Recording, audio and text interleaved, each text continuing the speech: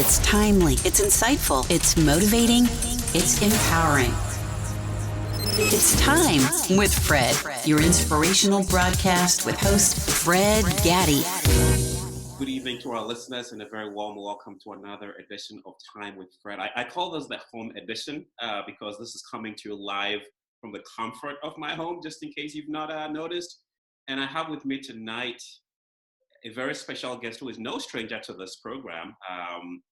Alvin Law, those who watched this broadcast or listened to this broadcast 2 weeks ago, I am pleased and honored to have with me in living color, Alvin Law, all the way from Calgary, Canada. And I'm going to pass it on to Alvin. I'm going to have him introduce himself. And I tell you what, you're in for a real treat because this time you're seeing Alvin and you get to put the name to the face, right? Like you didn't do the last time. So Mr. Alvin Law, thank you so much for joining us for this special edition of Time with Fred. It's my pleasure. And if you'll indulge me for a minute, Fred, because we're becoming good friends, I want to do my radio voice. So it's really good to be here on Fred's show, live with, what was it called? Living with Fred? Time with Fred. Time with Fred. I forgot for just a second there. I was just fascinated by the voice you had introducing you from the radio station. You know what, man? That's how it started for me. You know, and I think what's fascinating about this, and we'll talk some more about this, is for those that did not listen to the last broadcast, but more importantly, for those that did, we made an observation that I used to joke about the fact that I had a face for radio. And it's what, you know, that's an old bad joke.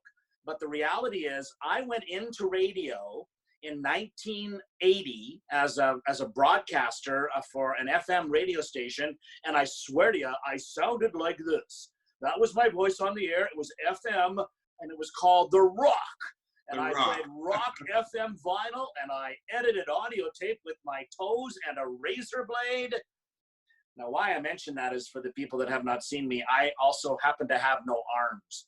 That was essentially why we decided to do a visual interview, because as much as I'm not trying to make an uncomfortable or inappropriate deal about having no arms, seeing it changes the way that we perceive it. And that was one of the greatest learning curves of my life, Fred, was, you know, as a backstory, one more time, I was born this way in 1960. I was what they called a victim of thalidomide, which was a morning sickness medication. It was very, very well known in the early 1960s around the planet. Over 20,000 babies were born deformed. If I had $1 for every time I've used that paragraph, I wouldn't have to have a job, Fred, because it is not something that I am so accustomed to saying because I've got nothing else to talk about. Mm-hmm. But absolutely, I believe that my birth, the circumstances of having no arms, was going to have a profound impact clearly on the rest of my life. But I want to extend that to the idea that our birth of everybody has a profound impact on their life. Now, I know that might sound to some people watching or listening going, well, duh. No, honestly, I have a thing I want to talk about just for a second. And I'm going to throw a funny line at you, Fred. Sure. What are the two most impactful words in human language? Can you guess? No, I cannot. And I'm not going to try to make a fool of myself. All right, I'll let you off the hook. I believe they are, ready? Yeah. I'm pregnant. I am pregnant? Usually it's the woman saying it. And those two words change the lives of every single living being. They change their lives because they become parents. They change their lives because the children now have a parent or parents. It changes everything about who we become. Not to get too philosophical right off the start here, but that is the essence of my story, Fred. I've got the experience to know that being given up for adoption at 5 days of age and being homeless gave me a remarkable opportunity to witness what life became because I lived with people who totally embraced my existence. The thalidomide babies, as we were called, were not embraced by the world. We were seen as a mistake. So that is why when it comes to our discussions, no matter whether I'm with you, Fred, or in any other broadcast or podcast or in my book, it's all about what I want to encourage the audience to understand, how a life without arms could be relatable to any of your audience listening or watching this right now? Because some people would say, well, I can't relate to that. That would be, with due respect, like me trying to relate to you being Black. Mm-hmm. We can make a big deal out of that, yeah. But I tend to go more to the direction of the fact that our exterior does not define us. Our character defines us. Our reputations define us. And I think those are all the product of how we utilize our attitude. That's another predictable one, isn't it? And my foster parents who adopted me when they were 55 and 53 years old and I was 2 weeks old have the kind of attitude that is very difficult to put into words. So that's what that's kind of where my beginning starts and the background of my life. And I must say, Alvin, that it should take. I would imagine that it takes some amount of boldness, right, to show who you are, right, to the world, because there is this expectation of what perfection should be. But the fact that you're out there, whether it's on the stage or whether you're speaking to hundreds of thousands of people at once and showing who you are, I think is a vulnerability again that I must say I admire a lot. But touching back, and we're going to be talking about your book. There it is. Laws of Life, which great read, by the way, I should say. But you reveal certain powerful concepts, and I mean, I'm reading this book, and one that I want to ask you about. You talked about when you were born, right? Your grandma, being an Orthodox Catholic, made a comment. She viewed your deformities as a message from the devil, and bringing you home would curse the family, their land, and perhaps most importantly, her. How did you relate to this coming from your own grandma? I mean, you capture this in your own words, but how did it feel, writing these own words that came from your own grandmother about you? Well, that's a great way to start with this, Fred. And let me give a very short backstory.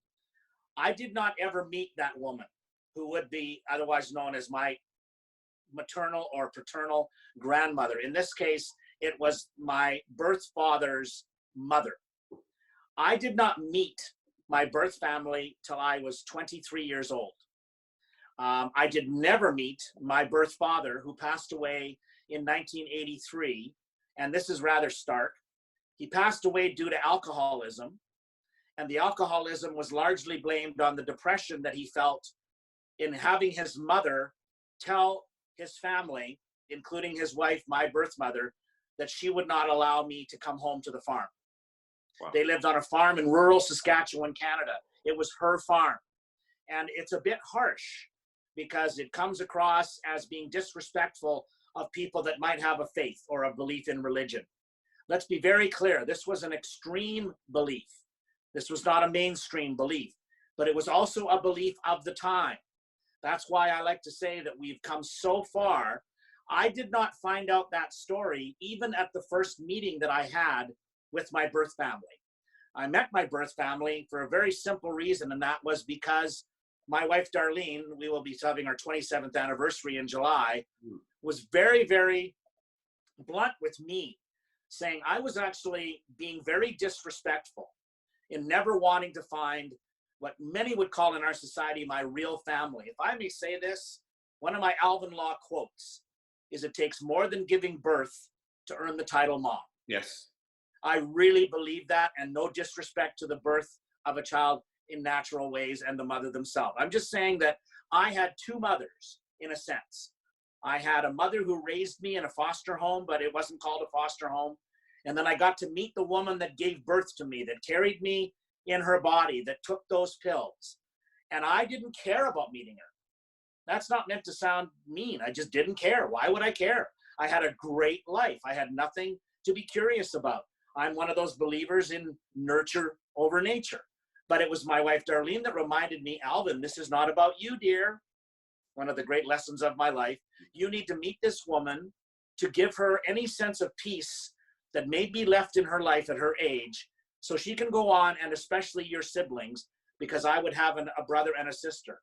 But I found out, I think it was the third visit that we had with them in 1993, this very, in fact, powerful story.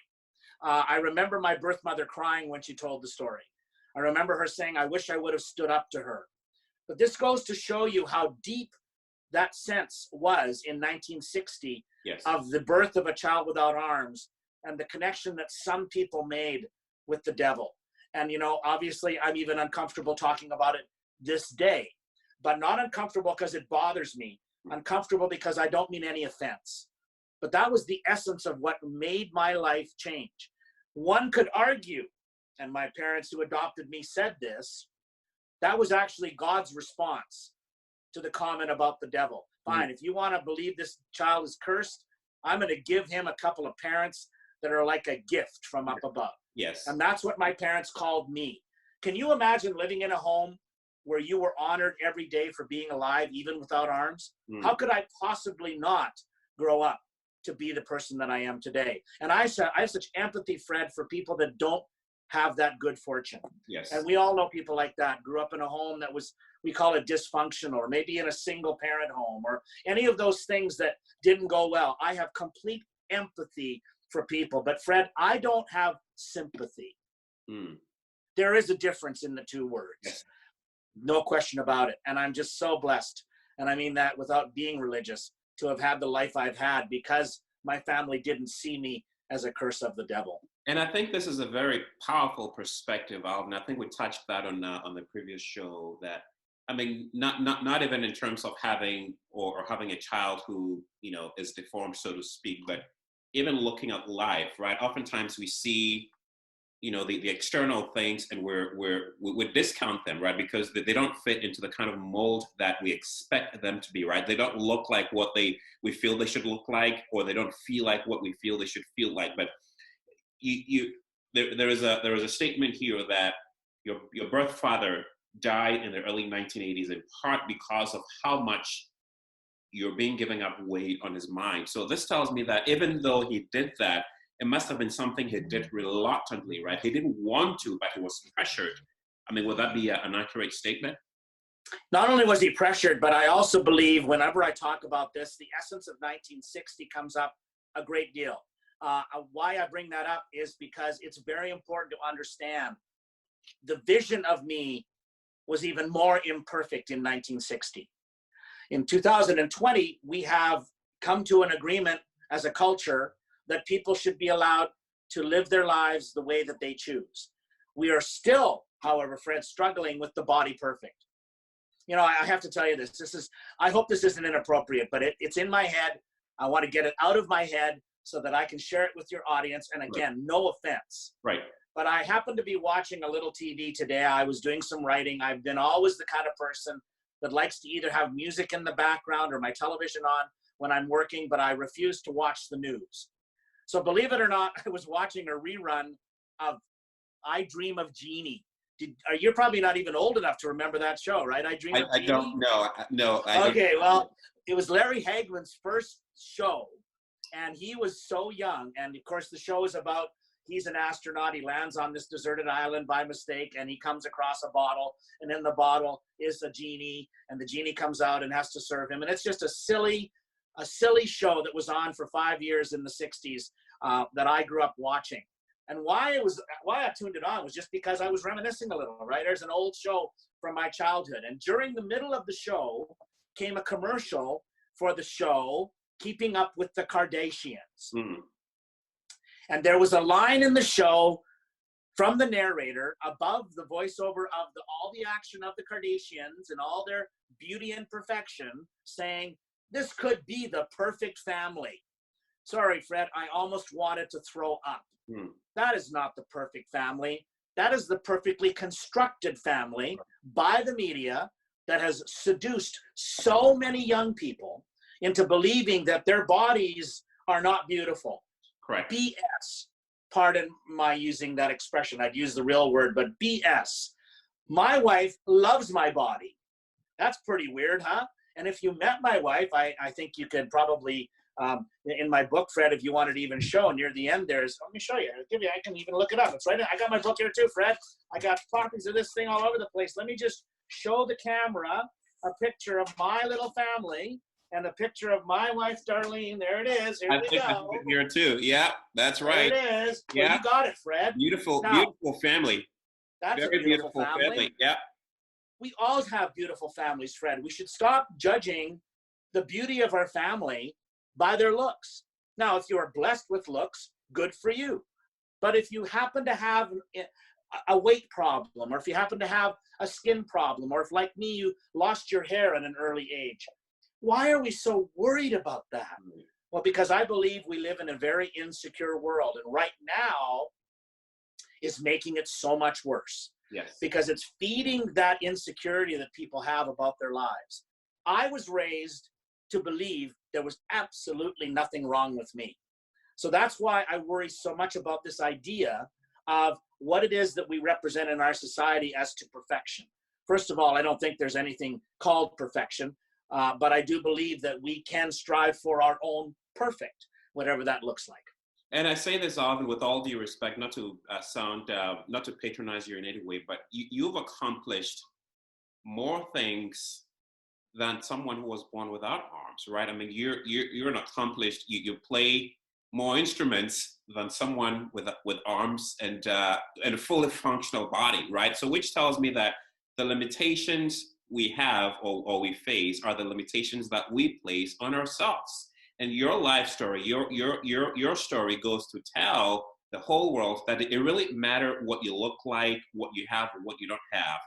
I mean, we all created, and it's my faith, and I have to talk about this. God gives all of us the ability to, and as long as we believe in it, as long as we can trust Him to use us to the fullest, we can do it. So yes, I do agree with you that some of these are self-limitations, self-imposed limitations that we place on ourselves, and we buy into the lie, we buy into the hype, we buy into the idealistic culture of what normal life should be. But you and many others are defying it day after day by showing the world that you don't have to look a certain way. You don't have to have, all that we expect people to have, right? And you can do it because you believe in yourself, right? Well, you know what's interesting, Fred, is in my teens, and you know what we're going to do is, just so the audience is going to keep on watching, I'm not going to show it yet. I want your audience to stick around and watch this, because near the end of this video, I'm going to actually play my little practice pad with my toes and a pair of drumsticks, but I'm not going to do it yet. It's like bait, Fred. You got to keep watching, right? You got to keep watching. There you go. Yeah. But that is actually how I became famous. I was living in this small town in Saskatchewan, and they happened to have a local television station. And I ended up on my first television show. I was tap dancing with, I think it was 5 girls. And I'll always remember this. Talk about dating myself here, Fred. I think it was around 1970, 69, something like that. And I was on TV dancing. Boys in 1969 didn't tap dance unless you were Sammy Davis Jr., right? I got made fun of for tap dancing. And then I got on TV, and all of a sudden, even in 1969, I was famous. It's amazing how people are so intrigued by fame. It totally intrigues me. But that wasn't what really changed my life. What changed my life was playing the drums. So I got to be known around the community as having the ability to play drums. But what happened, which is in the book, by the way, you probably may have read it already, I was on a big telethon that was on in 1977. And it was the first telethon ever in the little tiny province of Saskatchewan. And it was really amazing. There were people on that show that, if your audience has any recollection of this, several people from the television show Laugh In. So there were Artie Johnson was there, Lyle Wagner from the Carol Burnett show was there. There was all these famous people that came to be part of the telethon in Little Saskatchewan that I got to meet. I was in awe of these people. But I learned something that weekend, Fred, back in 1977. There were 9 celebrities, and I'm not going to say which ones because I accomplished nothing by disparaging people. Of the 9 celebrities, I vividly remember at 16 years old, 7 of them being very kind and generous, and 2 of them being absolute buttholes. They were just not nice people. And I remember thinking to myself, why are the 7 over here like this and the 2 over here like this when they're all in the same fame game? I really learned that famous people doesn't make better people. That's right. That was huge for me. And it kept that in my head all the time that I have been growing as a human being, to the point now where I'm a world-class speaker and everything. I'm always aware of how I treat people. I'm always aware of understanding that people would love to meet me. But most important, I'm always aware that just because someone has become famous doesn't make them a decent person. And yet we pay so much attention to celebrities who go on social media in particular to try to give their opinion about things, which is fine. It's their right. But why don't we listen to someone like you, Fred? You're just as important in the mix as anybody out there, because you've also had life experiences that people could learn from. Absolutely. Absolutely. I mean, that's, and you talk about, and I want to dwell on that a little, because you addressed this in the book, because you talk about when, your mom took you a couple of weeks later to the hospital. This was during one of your routine appointments at the doctor's office. Mom put you in the exam room, put you on the bed, and the doctor came in, and the doctor said that you would never do anything, including sitting up. This was after Mom had tried putting you in the box, and you learned sitting up.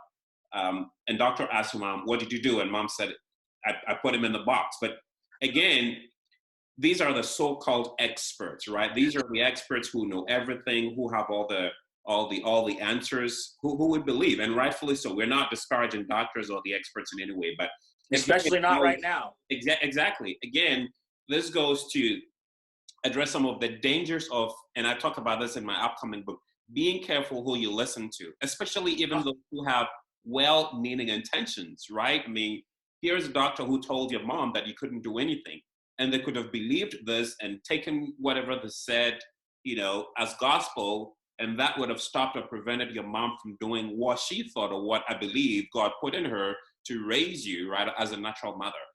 How does that apply to what we're going through today, right?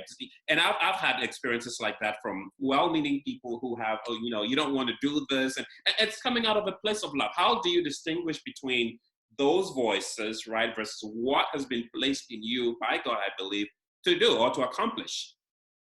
Well, first of all, people don't give themselves enough credit for their gut instinct. We can feel these things with people. We can feel the genuine nature of a human being. And by the way, I want to add that my mother was never disrespectful to these doctors with her words.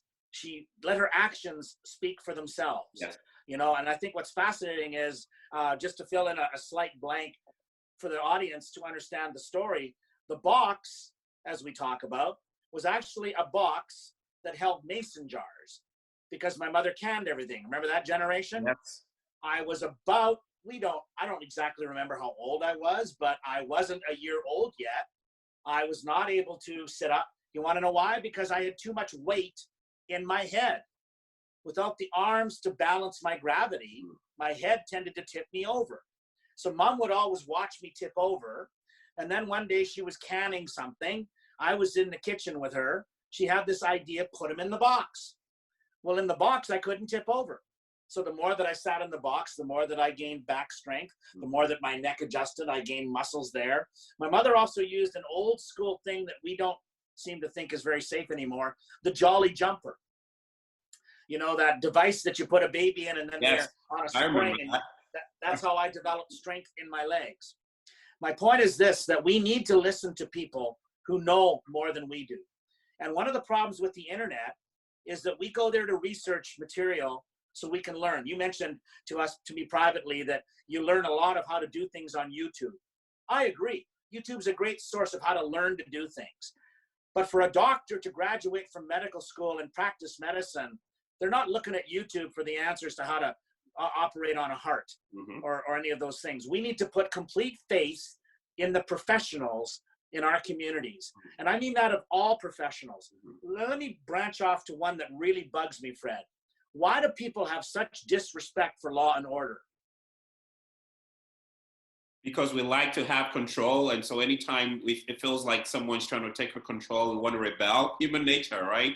Yeah, and I agree that police officers have acted poorly in some circumstances. But doctors and police officers and politicians, they all have one thing in common. They're not all bad. they're not all bad. One bad apple, as they say, does what, Fred? Spoils the bunch. Yep. So we need to recognize with our gut when we're feeling whether we're being conned or taken in. And how we do that is by taking it upon ourselves to learn. If you know in my laws, you saw my Alvin's laws, there's 5 of them. The second one is learning. I wrote, just to prove to you that I'm paying attention, I have the page right here, and I'll read it, and then I'll let you finish. It says, learning isn't just figuring it out the first time. It's about failing and failing a lot. It's also about not quitting when you fail. It's also about practicing. So I'm right there with you. Continue. I'm right with you on learning there. Well, let me actually, what I've got is I do have my book here. And I'm not a guy that I call it a book flogger. That's not meant to be disrespectful to other speakers or people that love to flog their book. But when I wrote my laws, what I wrote them was, and you can see them, when you show this. But I want to pick up my book and just hold it because I want to quote myself. And I think this is a great time to quote myself. Yes. This is what I wrote about. See, my laws are ALVIN. They're the 5 laws of life. And the L, they, by the way, spell my name Alvin. That was me trying to be clever. Anyway, the L stands for learning. So this is what I wrote. But Fred, I wrote this entire page, the doctrine of my life, in 17 minutes. And I didn't cheat. I'm going to give your audience a little homework assignment. They need to write their own laws. But here's what I wrote about learning off the very gut instinct of my life. Learning is the greatest gift we give ourselves. It can transform us from nobody to somebody and is the great equalizer. To not learn as much as we can is to disrespect the gift of life. In learning, we must also ask questions. Well, that's good because people need to listen more and talk less. There is knowledge all around us. We just have to listen for the answer. I love this one. To listen is to learn, and to learn is to grow. Isn't that why we're all born, Fred? To Absolutely. grow? That's Absolutely. what I think. I'd like to throw a monkey wrench in that, Alvin. Sure. Learning.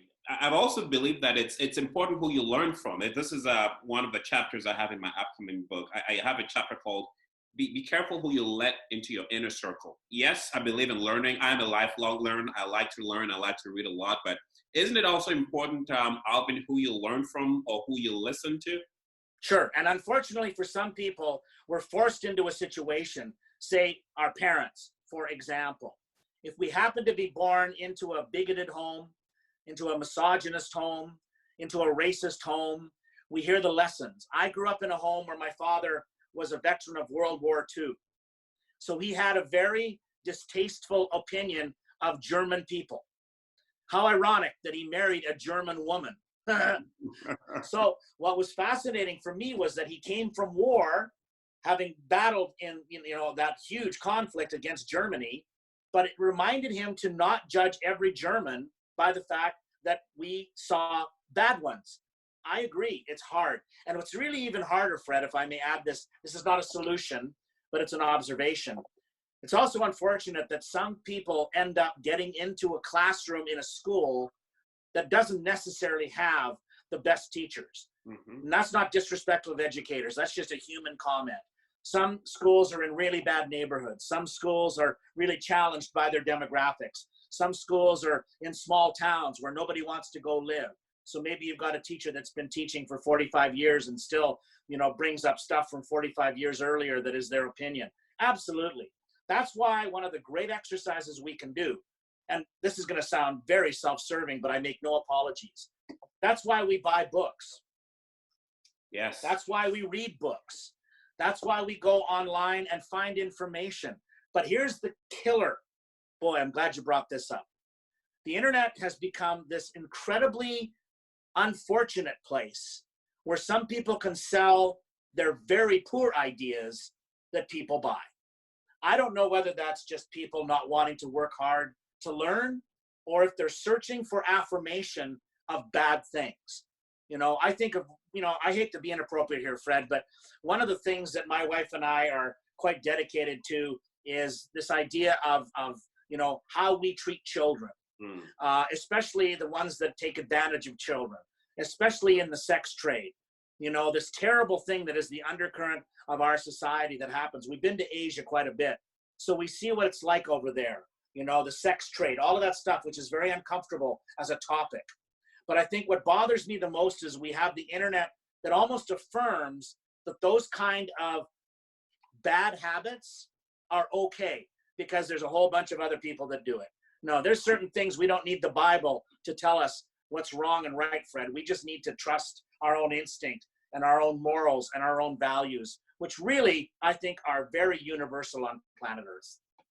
I totally agree with that. I mean, we're another one of your laws, which I think is, I mean, all of them, and I'd like to touch on all of them really before the show ends. But why don't we go up to the first one, which is attitude? And it goes without saying, right? Attitude is everything. But you define attitude as something that's more than being positive. It's a way of looking at life.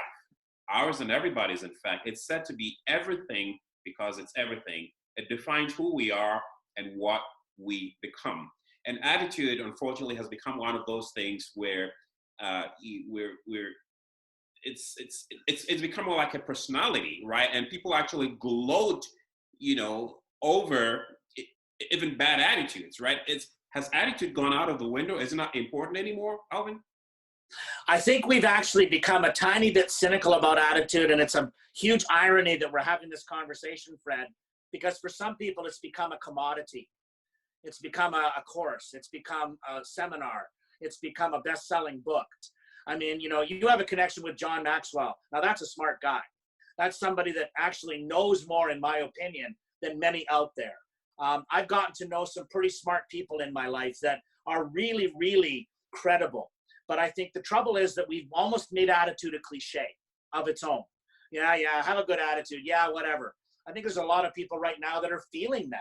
But if anything, right now is the time to search what our attitude is really all about. How are we getting along with others? How are we getting along with ourselves? I think mental health is actually a huge topic that, I cover obviously all the time in my talks because I believe that attitude is definitely connected to mental health. But I also believe too that because it's become a bit of a cliche, we tend to think of it in the wrong way. So I call attitude a habit. So I want to ask what your audience's habits are like. What are your habits right now? I'm not judging anybody because quite frankly, this is a great example of how we're all going to respond to this time frame in our own way, right? Yeah. Some people are depressed. Some people are intimidated. And let's be blunt, some people have a right to be because this is about income. This is about stability. This is about paying the rent and putting food on the table. And I can just hear the audience going, yeah, see, what is positive attitude going to do about getting me a paycheck? It won't get you a paycheck, but it will get you through a time that you simply have to survive. And that's why I think a lot of times I talk about attitude also being something that is related to our ego. We must be humble as we can be, but I think a lot of people who meet me, especially online, think, my God, are you like that all the time?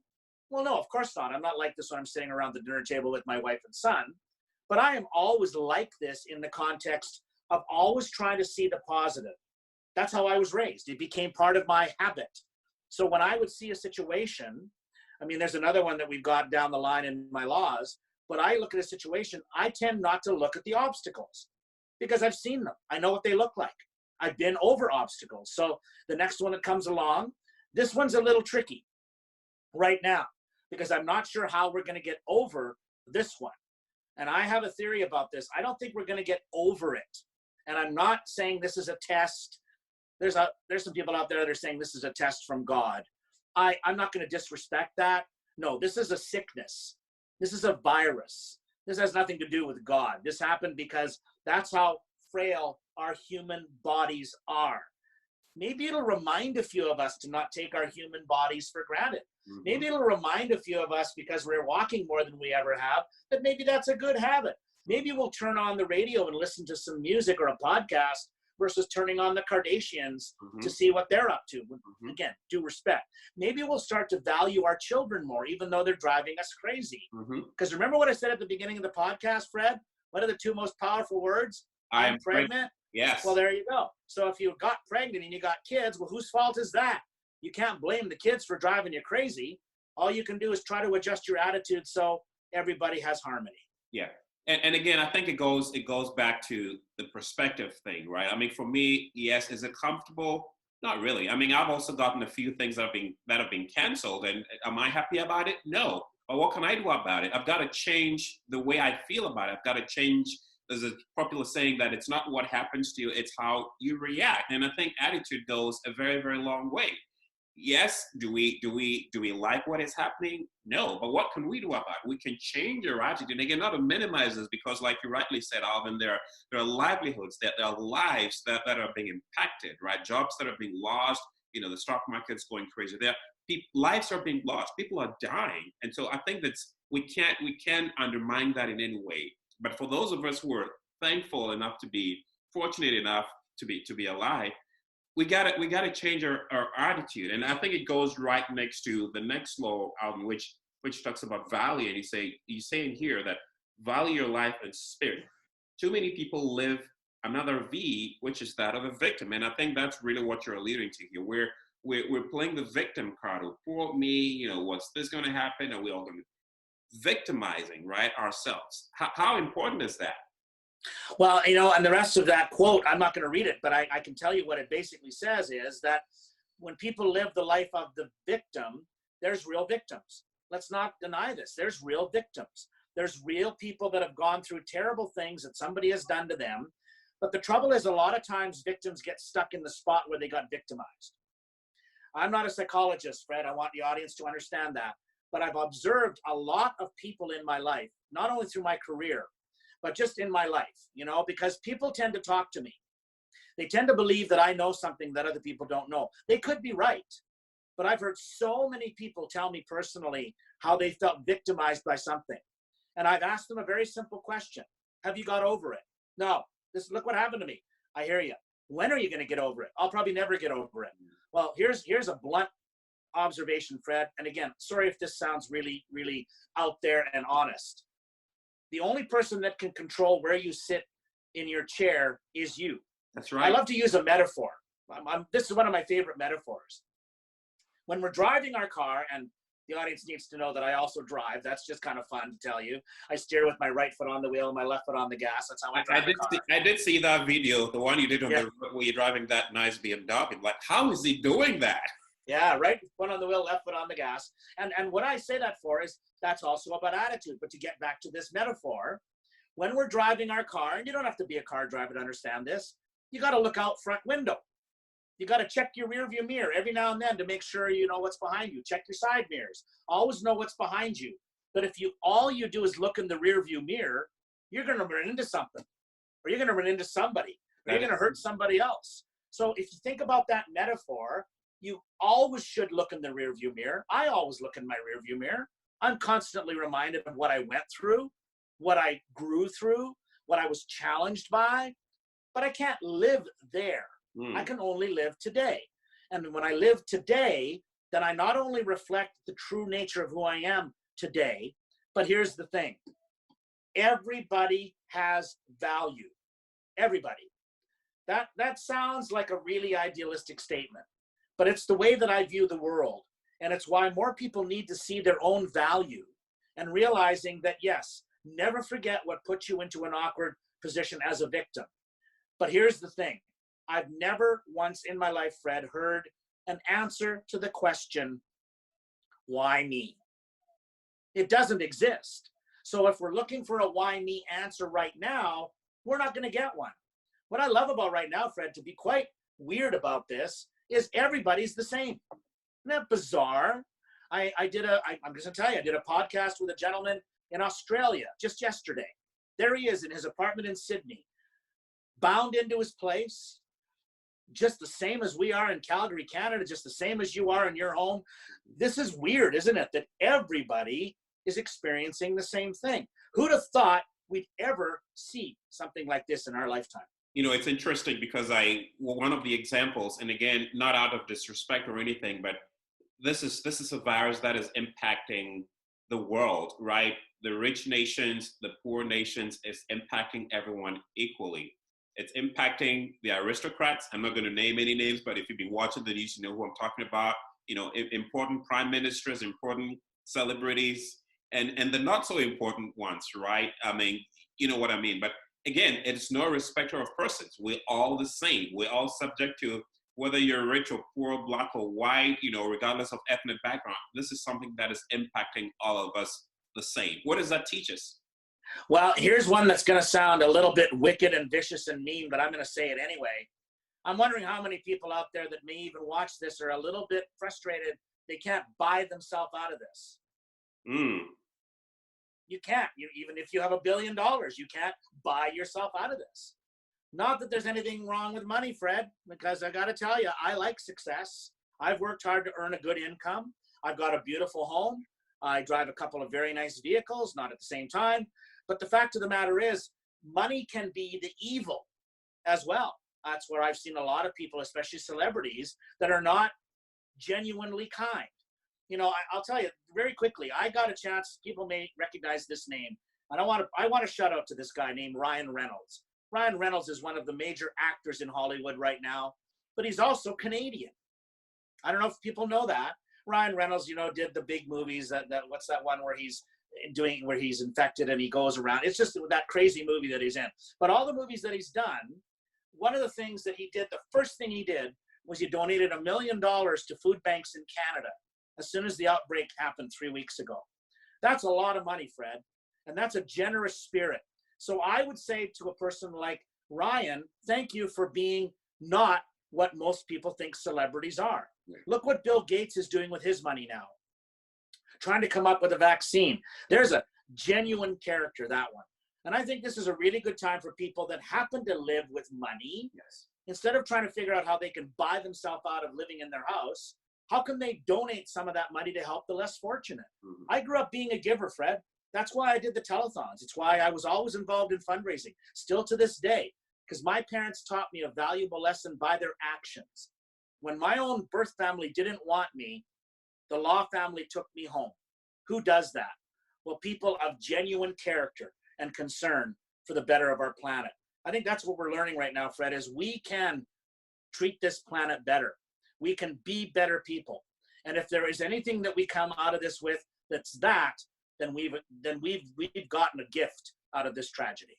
And speaking of generosity, I want to just take this moment to thank you for what you're doing right now, Alvin. I mean, your time right now, you're giving me an hour of your time, which I know is worth tens of thousands of dollars. But you're giving this time to share your experiences with the audience, with everyone really who's watching. And I want to say thank you, because you could have refused, right, and not done this and kept everything yourself. But what you're doing right now, giving away your time, your money, and everything else, I really appreciate you for it. Thanks, Fred. That means a lot to me. And by the way, that's not a difficult decision for me to make. Thank you for bringing this up. Actually, I want to respond for just a second, too.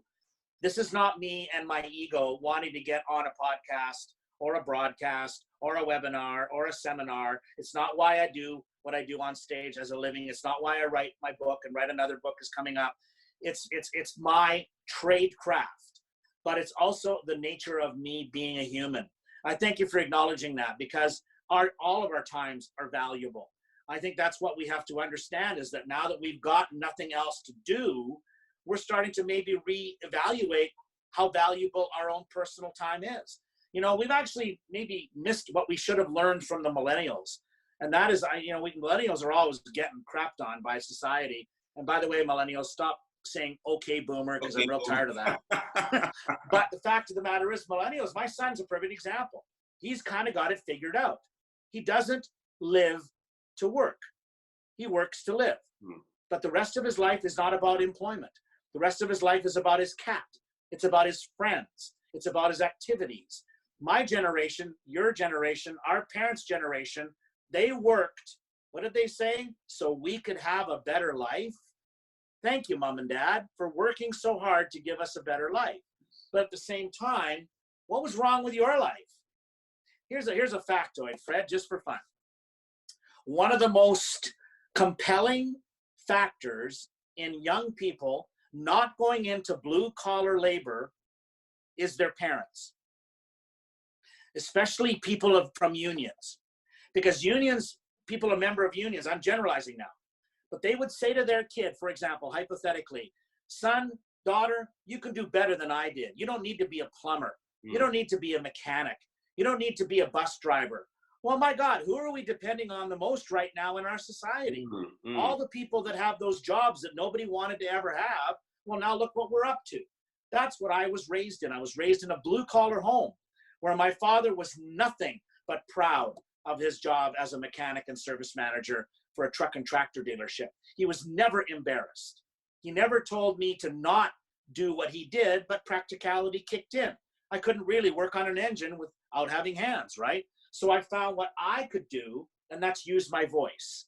So my voice has become my belief that I can use this to express not just my opinions, but the energy of belief that we just have to let our kids be who they want to be.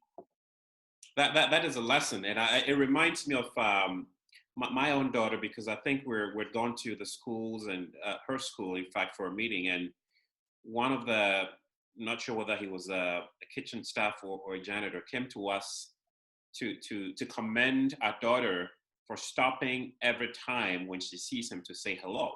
And he was so touched by that, because there are several, maybe 90% of those kids who would normally just walk by him. And I'm not saying this to put my daughter up on any pedestal, but I think it brings my mind to, and another point that you make in your book about janitors, because it was a janitor that you mentioned in your book, and I think you absolutely, you said that, we gotta, these are some of the most important, we gotta love them, we gotta say thank you to them every time we see them, right? And it's true. I think we're all guilty at one point, or the other, where we look down on people because, again, they're not, up there the way where they're supposed to be. But these are human beings too. And to hear that comment from this man in the school about, how respectful our daughter is to him was very touching and humbling. You should be very proud of that, Fred, and I wouldn't be embarrassed to talk about it at all. It's a wonderful statement about your daughter. It's a wonderful lesson for life, for people. How do we treat those people? I mean, man, I've seen it all the time.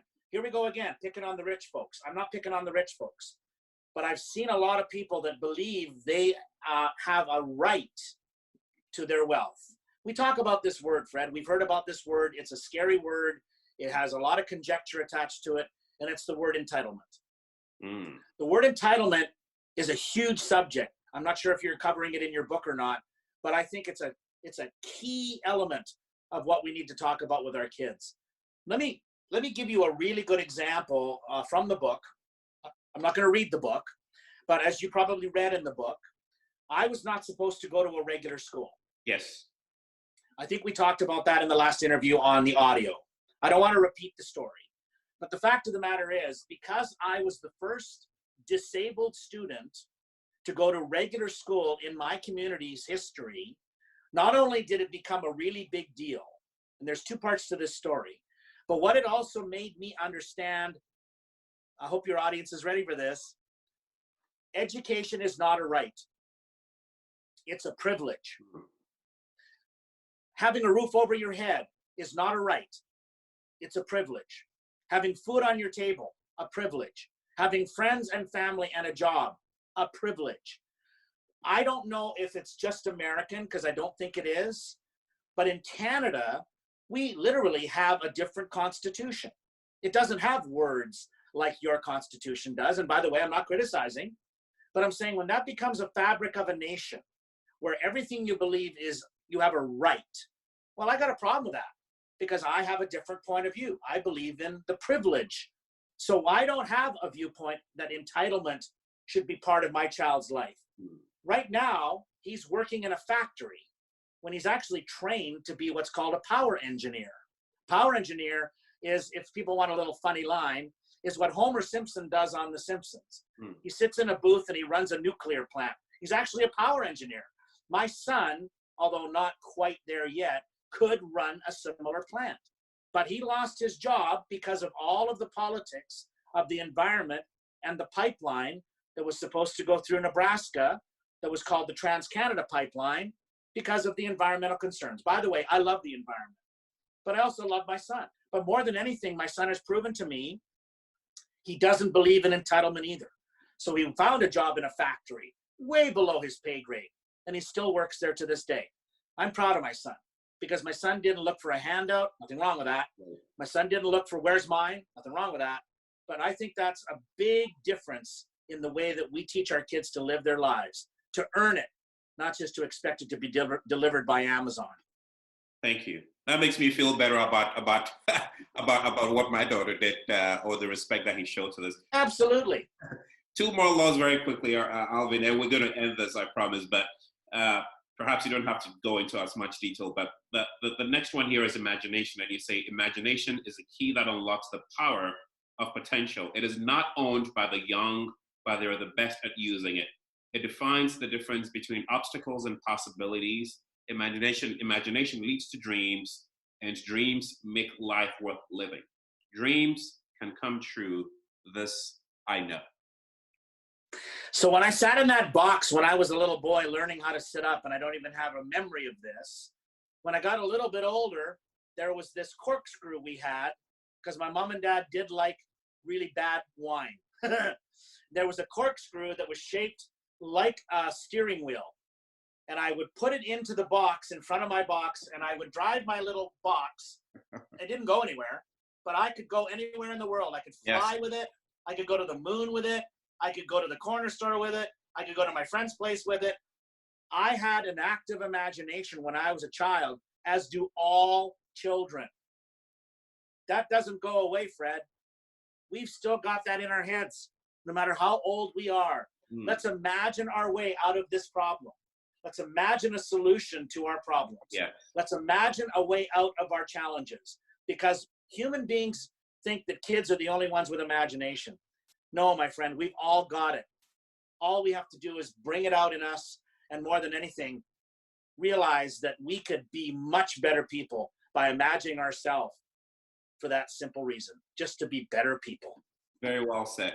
And the very last one here, and then we'll let you loose to do whatever you want to do with the drums here. But yeah, it talks about never give up. And it's again, this one almost sounds like a cliche, but we're in some challenging times globally. We are, and we talked about this a couple of times on here, right? But it says, easy to say, hard to do.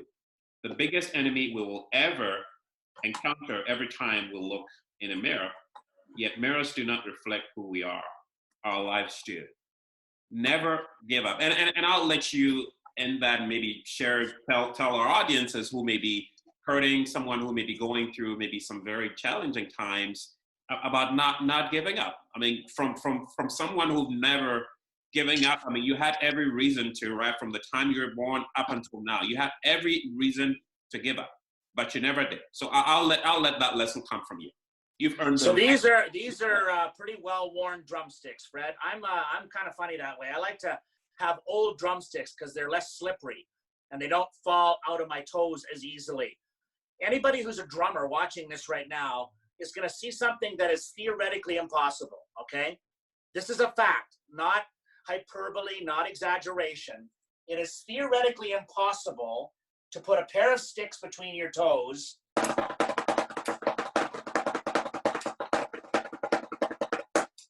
and do what I just did. How could I do that? Because I'm amazing or I'm incredible. You know what, Fred, you've met me now and you're getting to know me. I'm just Alvin. Yes. And when I say never give up, it's not a cliche. It is the ultimate reflection of our attitude. How do we do that? Fred, everybody watching this right now has been through something in their life. You cannot get through being a human without having obstacles. How did you get through them? How did you get over them? Do you see something that happened to you 20 years ago that you thought was going to finish you as just a bump in your road? Well, that's how I see everything in life, Fred. Everything is just a little bump in the road. I actually find this fascinating. I think right now in this virus is going to just be a bump in the road. Yes. It doesn't feel like it right now. But I was also in New York a month after 9/11. Did we ever think as a country, in your case, as America, you would ever recover from 9/11? Yeah. Well, you did. And you are amazing. You got, when Trump said, make America great again, here's my response. There was nothing wrong with America in the first place. It's got flaws. So does Canada. So does everywhere. All I know is if we focus on the flaws, we get more flaws. If we focus on the end product being perfect, we may never get there either. But we have to focus on the positivity, because positivity creates an energy in our bodies, a healing energy, an energy that gives us a belief that we can do anything. Every morning when I get up, Fred, I have a little plaque in my bathroom and it says this: I'm not afraid of tomorrow, for I have seen yesterday and I love today. So I would encourage your audience and your viewers to write their own laws. Look up alvinlaw.com. You can see them there. They're easy to review. But write something of your own personal mission statement of your life. And don't work on it for 5 days. Ask yourself the question: what defines you? What makes you who you are? And what is your value system? Write that down on a piece of paper and put it next to your bed. Tape it right to the wall. And the first thing you see when you wake up in the morning is a positive reminder that life is good, even though it may not feel like that right now. Wow, Alvin, thank you so much. And you, the last question there, what defines you, happens to be the very first chapter of my upcoming book. And the book is comprised of 18 chapters, and every one of those 18 chapters, you'll get to read it. I'll send it to you. I can't wait. There's a question, and the very first one there is what defines you. And I think this is a question that we want to end on to ask, really pose to all of our audience. What defines you? Is it what you're going through, or is it who you're made up of? And like Alvin said, it really doesn't matter how hard this, and again, we're not saying this to minimize this, but we will get through this. This too shall pass. So whoever's watching, no matter how down in the dumps you are, please keep hope alive, keep faith alive. This too shall pass. Alvin, thank you so much again for coming on this special edition of Time with Fred and showing us those skills there. We really appreciate you. Again, to thank you. Thank you for, first of all, your gift to the world, your gift to humanity, your gift of bringing hope to the world. We can't undermine that. Thank you for not allowing the limitations around your birth to stop you. Thank you for not listening to the experts. Thank you for giving of who you are so that me and everybody else watching can benefit. My friend, thank you so much. I really appreciate you coming in on the show tonight. Well, God bless you back at you, my brother. And here's one last line. I just heard it on the news up in Canada yesterday from an announcer. Our national news announcer said, "We are in this alone together." That's life, brother. We're all in this alone together. All the best, man. Thumbs up, toes up. Thank you so much. Really appreciate it. God bless you, my friend. Talk to you soon. God bless you too, my brother. See you again. Bye. Bye-bye.